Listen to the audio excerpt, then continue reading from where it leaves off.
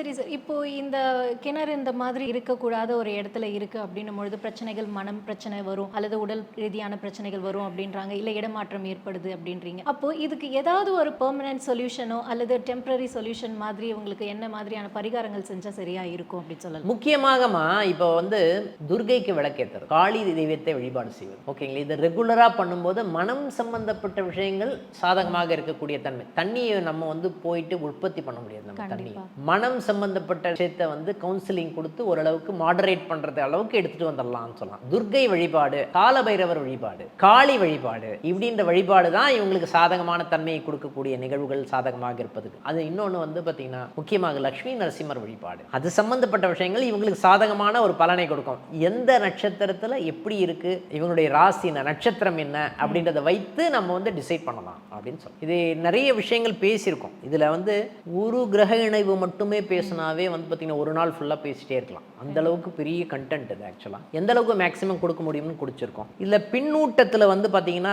உங்களுக்கு என்ன கிரக இணைவுகள் வேணும், என்ன விஷயங்கள் உங்களுடைய கேள்வி அப்படின்றத பின்னூட்டத்தில் பதிவு பண்ணாங்க அப்படின்னா அது சம்மந்தப்பட்ட விஷயங்கள் நம்ம அதை பற்றி பேசலாம் டீட்டெயிலாக அப்படின்ற விஷயத்தை தெரிந்து கொள்ளலாம். ரொம்பவே மகிழ்ச்சி உங்களோட இந்த கலந்துரையாடலில். ஏன்னா எல்லாருக்குமே வந்து பரிகாரங்கள் அப்படின்னாலே நிறைய செலவு செஞ்சு நம்ம ஒரு விஷயங்கள் பண்ணக்கூடியது அப்படின்ற ஒரு பயம், தடுமாற்றம், அதனாலேயே அவங்களுக்கு கிடைக்கக்கூடிய விஷயங்கள் கடவுளுடைய அனுகிரகம் முழுமையாக கிடைக்கிறது இல்லாமல் போயிடுது. நீங்கள் சொல்கிற அத்தனை விஷயங்களும் வந்து பார்த்தீங்கன்னா மக்களுக்கு வந்து இந்த பரிகாரமா என்னால் இது ஈஸியாக செய்ய முடியுமே அப்படிங்கிற ஒரு புத்துணர்ச்சியும் அதே போல் ஒரு வழிபாட்டு முறையும் வந்து ரொம்ப எளிமையாக கொடுத்துருக்கீங்க மக்களுக்கு. இதே மாதிரி நிறைய விஷயங்களில் நாம் தொடர்ந்து பேசுவோம். ரொம்ப நன்றி சார். நன்றி. நன்றி மேம்.